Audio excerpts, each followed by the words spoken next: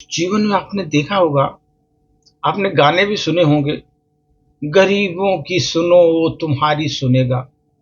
दोस्त, भगवान को एक बार भक्त जो है पुकार रहा था, बोल रहा था, भगवान मैं खोजता तुझे था कुंज और वन में। तो भगवान ने उसमें उत्तर दिया, मैं खोजता तुझे था दीनों के वतन में, दीनों के वतन में खोजता था। इसलिए दोस्त, गरीबों की सुनो वो तुम्हारी सुनेगा। उस पर एक छोटी सी प्रस्तुति दोस्त। एक बार एक बहुत बुढ़ा आदमी, उसको बीमार था, बुखार बहुत हुआ था, वो ठिठुर रहा था, भूखा प्यासा भी था बहुत। वो मंदिर के बाहर बैठा हुआ था। तभी वहां पर एक बहुत बड़ा सेठ आया, अपनी अपनी पत्नी सेठानी के साथ आया। बहुत लंबी महंगी गाड़ी से उतरा, उनके पीछे नौकरों की कतार लग गई। वहां मंदिर में जाने के लिए नौकरों की कतार लग गई दोस्त। नौकर ने हाथ में फल फूल, और तीसरे नौकर ने हीरे जवाहरात थाल में पकड़े हुए, चौथे नौकर ने पंडित जी को दान देने के लिए मलमल की 3 जोड़ी धोती कुर्ता, पांचवा जो था वो मिठाइयों का थाल पकड़े हुए था दोस्त। नौकर मिठाइयों का थाल पकड़े ग्रुप में जा रहे थे सेठ सेठानी के पीछे पीछे।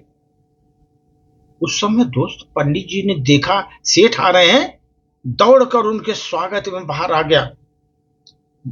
बोले, आइए आइए सेठ जी, आपको यहां पधारने से हम धन्य हो गए, धन्य हो गए। सेठ जी नौकरों से कहा, जाओ तुम सब अंदर जाकर थाल रख दो, हम पूजा पाठ संपन्न करने के बाद भगवान की सारी भेंट समर्पित करेंगे, तब आएंगे। लेकिन वो बुजुर्ग आदमी जो बैठा हुआ था बीमार, वो सब देख रहा था। उसने सेठ जी से कहा, मालिक 2 दिन से भूखा हूं, थोड़ी सी मिठाई और फल मुझे भी दे दो। सेठ ने उसकी बात को अनसुना कर दिया, अनसुना कर दिया। बुजुर्ग ने फिर सेठानी से कहा, मेम साहब कुछ खाने को तो दे दो, मुझे भूख से चक्कर आ रहा है। सेठानी बोली, ये सारी भेंटें भगवान को चढ़ाने के लिए है, मैं तुमको नहीं दे सकती। हम अभी मंदिर के अंदर घुसे ही नहीं, तुमने बीच में टोक दिया मुझको। सेठ जी गुस्से में बोले, लो पूजा के पहले कोई टोक लग जाए, पता नहीं पूजा ठीक से संपन्न होगी नहीं, टोक दिया पहुंचते ही। गुस्सा हो गया सेठ। कितनी भक्ति भाव से अंदर जाने की सोच रहे थे, और इसमें अड़चन डाल दी इसने, इस बुजुर्ग ने। अरे क्या हो गया, शांत हो जाइए सेठ जी, शांत हो जाइए, पंडित जी चिल्ला रहे हैं, शांत हो जाइए।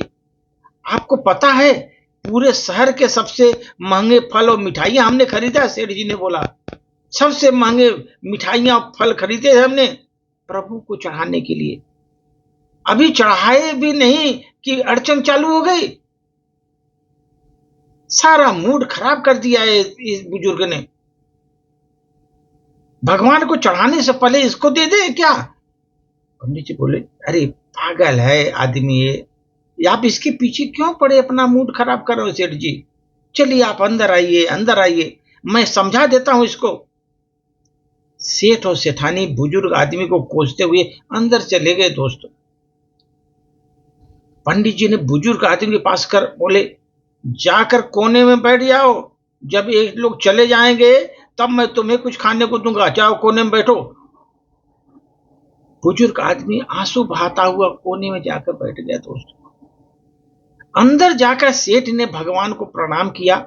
जैसे ही थाल लेकर आरती करने लगा, तभी वो थाल हाथ से छूट करके नीचे गिर गया। हैरान था वो सेठ। तभी पंडित जी भी आरती का दूसरा थाल लेकर आए। कैसे भी पूजा संपन्न हुई दोस्त। सेठ जी ने थाली मंगवाई, भगवान को भेंट चढ़ाया जो लाया था। जैसे ही भेंट चढ़ाने लगे, वैसे ही भूकंप आ गया वहां पर। भूकंप आना चालू हो गया तुरंत। और सारे थाल जमीन पर फटाफट गिर गए दोस्त। सेठ जी ने जैसे ही थाल जमीन से उठाना चाहा, अचानक उनका दोनों हाथ टेढ़ा हो गया दोनों हाथ, मानो उनको लकवा ग्रस्त हो गए सेठ जी। देखते ही देखते सेठानी रोने लगे। बोले, पंडित जी देखा आपने, मुझे लगता है कि बाहर बैठा बूढ़े नाराज होकर के भगवान ने हमको दंड दे दिया है। उस बूढ़े की अड़चन डालने की वजह से भगवान हमसे नाराज हो गए। सेठ जी बोले, हाँ हाँ, उसी के कारण, टोक लगने के कारण भगवान नाराज हो गए, हमारी पूजा स्वीकार नहीं कर रहे हैं। सेठ जी बोले। पंडित जी हाथ जोड़कर उन दोनों से बोले, क्षमा करना, मगर एक बात बोलूं, भगवान उस बुजुर्ग आदमी से नाराज नहीं हुए, बल्कि आप दोनों से रुष्ट होकर भगवान ने आपको दंड दिया है। पंडित जी बोले, आपको दंड दिया है? सेठानी बोली, पर हमने क्या किया? पंडित जी बोले, आपने क्या किया? आपने, मैं आपको बताता हूं। इतने महंगे उपहार लेकर भगवान को चढ़ाने के लिए, ये आपने सोचा था कि हर इंसान के अंदर भगवान रहते हैं? कभी सोचा था? आपके अंदर भगवान की मूर्ति पर भेंट चढ़ाना चाहते थे, पर यहां तो स्वयं बुजुर्ग आदमी स्वयं आपको प्रसाद ग्रहण आया था, भगवान बन करके आपका प्रसाद ग्रहण करने के लिए आया था। और उसी से आप, अगर आपने खुश होकर कुछ खाने को दे दिया होता उस उपहार, भगवान तक वो पहुंच जाता तुम्हारा। किसी गरीब को खिलाना स्वयं ईश्वर को भोजन कराने के समान होता है सेठ जी।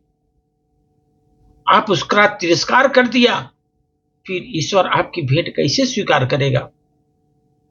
यह सब जानते हैं कि श्री कृष्ण सुदामा के प्रेम से चढ़ाए मुट्ठी का चावल सबसे ज्यादा प्यारा लगा उनको, भगवान को। भगवान जो दुनिया के स्वामी हैं, जो उनको कुछ देने वाले हैं, उन्हें हमारे कीमती उपहार क्या करने हैं उनको? वो तो प्यार से चढ़ाए एक फूल, एक बेलपत्र से खुश हो जाते हैं। वो इतने महंगे फल और मिठाइयां चढ़ा करके उन पर उपकार करने की कोई आवश्यकता नहीं है सेठ जी। इससे अच्छा तो किसी गरीब को खिला दीजिए, ईश्वर स्वयं खुश होकर आपकी झोली, खुशियों की झोली भर देगा। हाँ, अगर किसी मांगने वाले को कुछ नहीं दे सकते तो उसका भी अपमान मत करो सेठ जी। किसी के मांगने वाले को आप कुछ नहीं दे सकते तो उसका अपमान भी मत करो, क्योंकि वो अपने मर्जी से गरीब नहीं बना है। वो जो गरीब बना है, अपने मर्जी से गरीब नहीं बना है, वो तो भगवान ईश्वर की लीला है। उनकी लीला बहुत न्यारी है सेठ जी। कब किसको भिखारी बना देगा, कब किसी को राजा बना देगा। राजा रंक बनाने की ताकत उसी को है, और कोई कह नहीं सकता कब कोई राजा बनेगा, कब कोई रंक बनेगा। दोस्त आप देखो, बच्चे गरीब कुम्हार के भी खुश रह सके हर त्योहार में, तभी तो भगवान स्वयं बिक जाते हैं। क्योंकि कुम्हार जो मूर्ति बनाता है, उससे कुम्हार के बच्चे खुश रहें, इसलिए भगवान भी बिक जाते हैं। मूर्ति बन करके बाजार में जो कुम्हार मूर्ति बनाता है, भगवान बिक जाते हैं, क्योंकि एक परिवार जो है ना कुम्हार का, खुश रहे। दोस्त हम लोग तो मानव है, दीन दुखियों की सहायता करना हमारा परम कर्तव्य है दोस्त। धन्यवाद।